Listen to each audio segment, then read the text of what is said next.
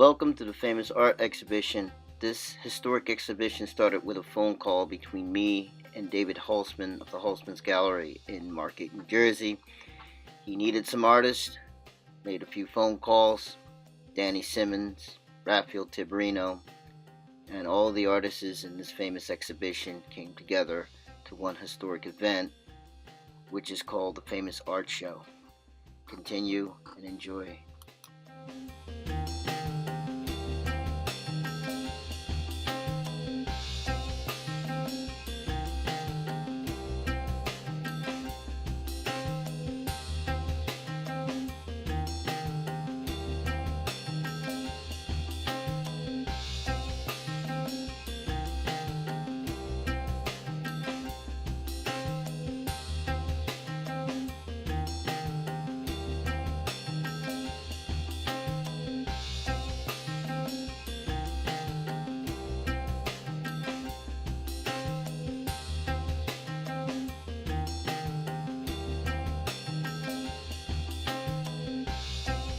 This is a famous art exhibition, all of them. This is a famous art exhibition, everybody. And we got a lot of famous artists too.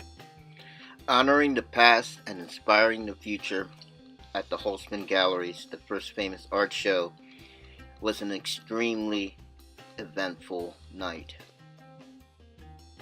Introducing Simmons, the artist, the poet, and the philanthropist. I guess I started when I was a kid. My mother was an amateur painter. I only say amateur not because of her skills, but because of the time she put into painting. But she really taught me the love of art at a very early age. I started painting with her, and she would bring home art supplies, and I would spend time painting. And I guess the first things that I remember really concentrating on painting was superheroes. I mean, I was an early comic book fan, like at 8, 9, 10 years old. And I started drawing the Hulk and Spider-Man and Iron Man and Thor. And so I did that. And so I stopped when I was around 13. And then later on in life, I wanted to be a writer. And I was writing, and I had writer's block. And I decided a good way to kick my writer's block would be to do something else creative. And so I was in my mid-20s, and I started painting again, and I started loving it. And from there, I just got the painting bug. And so by the time I was 30 years old, somebody saw my paintings and asked me to be in a show. And, because I didn't go to school for art. I went to school for social work. And they asked me to be in an exhibition, and I was, and I sold a painting. And I said, well, maybe I can do this. And so I started painting in earnest. And, later on in my 30s, I was a social worker at the time. Later on in the 30s, I decided that I wanted to make a career out of it. And so basically, I took a mad dive and quit my job, and started painting full time.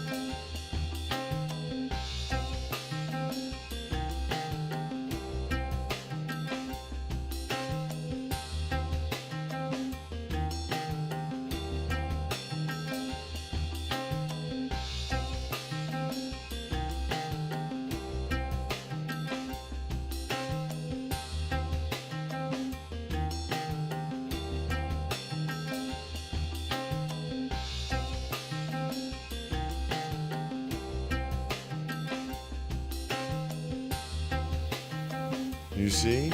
Your only way of dealing with the type of anguish that you have, because we don't talk to one another publicly, is to scream it out privately. Well, see, the upper jaw is what? The upper jaw is seen as being what? Feminine, supposedly, when you do your studies. Really? Or is it the bottom jaw? You see? Which one is it? You know? But anyway, the upper jaw is showing for a specific reason. We'll let you guys research that part. All we're saying is that in America, you see how the stroke is real tumultuous and fractured and real like sketchy and scratchy? That's to show that tumultuous movement. That's to lead into that idea of movement. Let's think about it. It's not an animated thing. So how do you show movement? You show movement with timing of stroke. It's a timing of stroke that you're putting in to be able to make you feel a movement or some type of psychology. This piece is called American Anguish. We are going through a lot right now. This piece was made some time ago.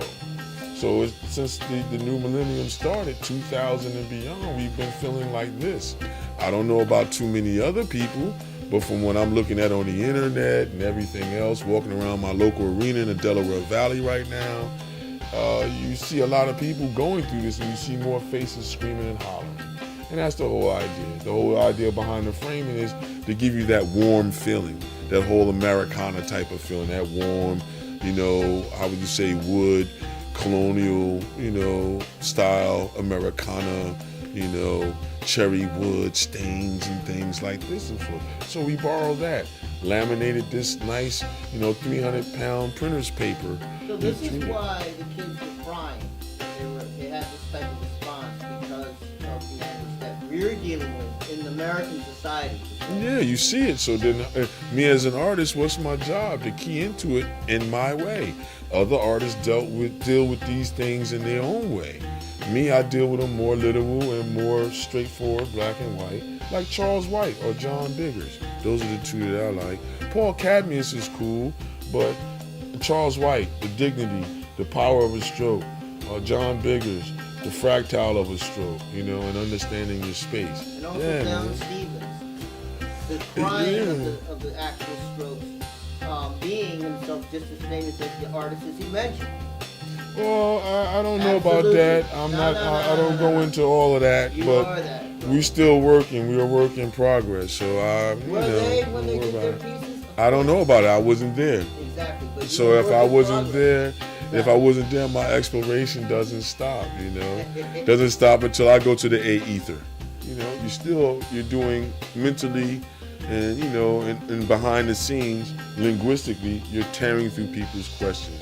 You're tearing through somebody's thought. So I took the physical idea of it and I wanted to show it to you. I wanted to lay it out on this little two-dimensional plane to make you feel like, how can I tear through something to find a truth? Do you tear through your paintings that way when you actually... Sometimes it depends upon the end result or the intent. If I want to be retextual. This one right here, I wanted to be real literal. So I wanted the hand that controlled all these little marks and everything. I wanted some of the imperfections of the wood to leak in. So you understand the perils on how a thought can be that pervasive, you know, or other things can seep into a thought to make a thought change once again. So it's all these things that go in to what structurally can be a thought. My intent once again was just to show you the physical ramifications of that, what that could possibly be. It's not that it's the absolute, but it's one of the ways of how you find the truth.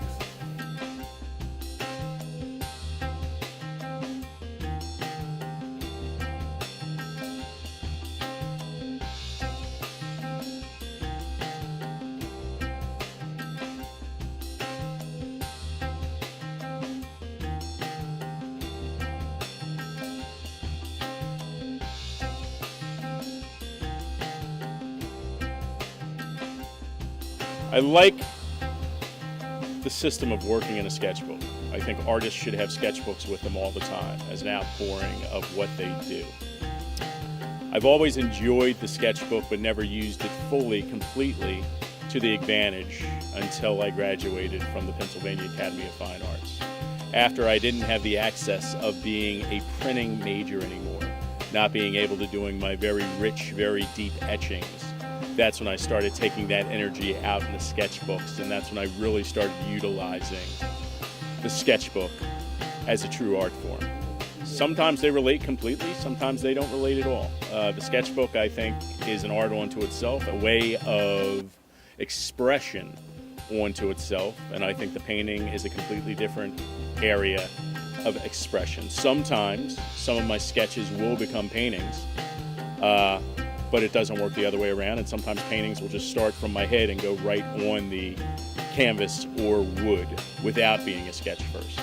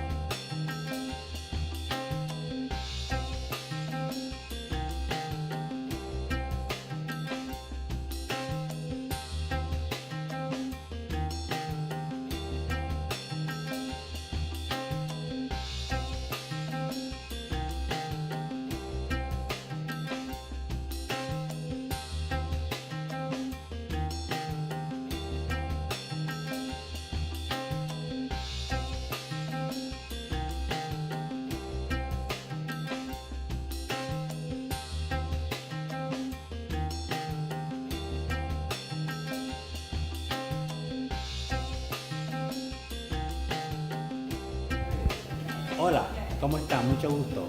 Gracias por venir a mi pequeña exhibición aquí en este hermoso lugar.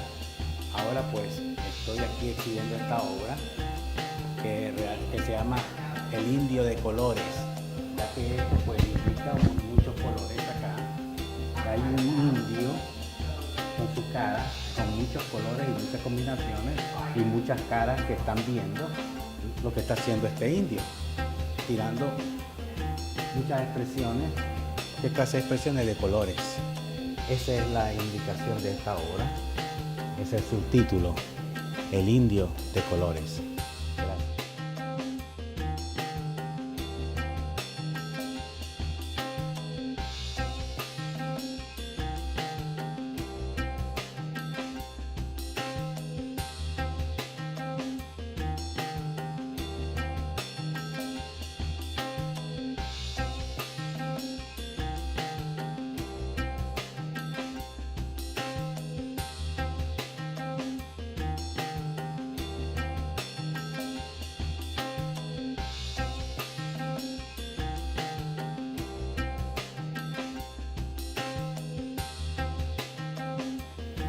Well, some people would say that I'm diaristic, right?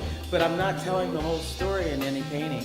So it's a diaristic, yeah, but it's through my eyes, so it becomes very personable. But not that it couldn't be playful, you know? I mean, I feel like Blow Up is very playful, and it's very diaristic. And I feel it's also extremely coded.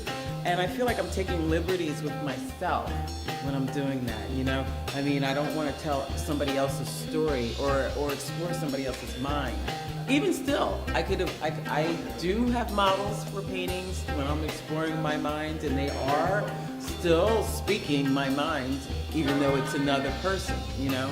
But I think that it's just, I'm very drawn to it. I'm very available to it. And I'm also extremely introverted, you know? So although I've had history of dealing with models, sometimes I have a vision where I don't want to go outside myself. I don't want to go out and talk to somebody else. I actually just want to get it done, and I know that I'm the vehicle to do it.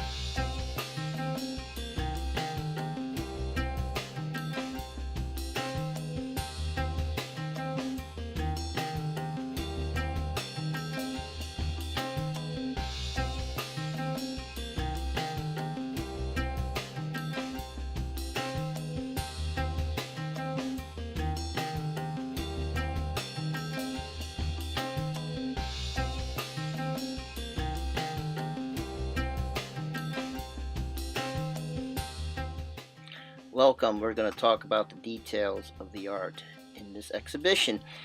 You're going to notice the names. You're going to notice the shapes. You're going to notice all of the things that correlate that makes a piece of work. The colors, the ambient, the noise. You can actually hear it, but you're seeing it instead. Everything has is motion. Everything has is intricate moments.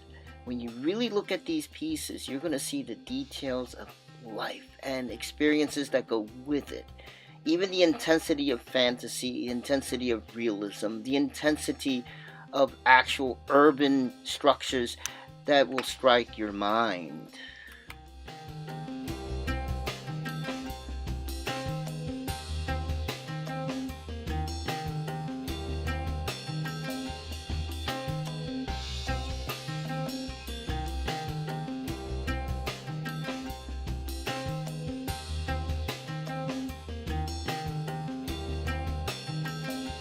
My present non-objective work is a result of having worked for many years in a realistic style. However, over a period of time, I think I've explored to my satisfaction that way of working. So now I work in a non-objective way, trying to determine even marks or graphic marks on the canvas to achieve an overall graphic look. This is Rick Gregory at the UpperDarby Galleries, having a great evening with lots of artist friends, many of whom that I haven't seen in a while, and it's a real pleasure to be here.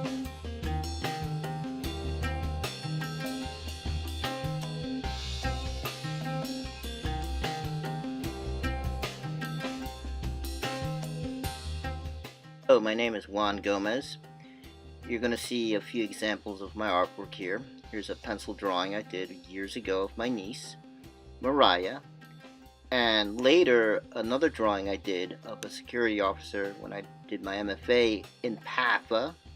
Another earlier drawing I did of someone that I know a long time ago, graphite pencils. These are images that I use, semi-abstract realism. My work is always fractal, has always had abstract elements until the narrative is completely gone, as you see here.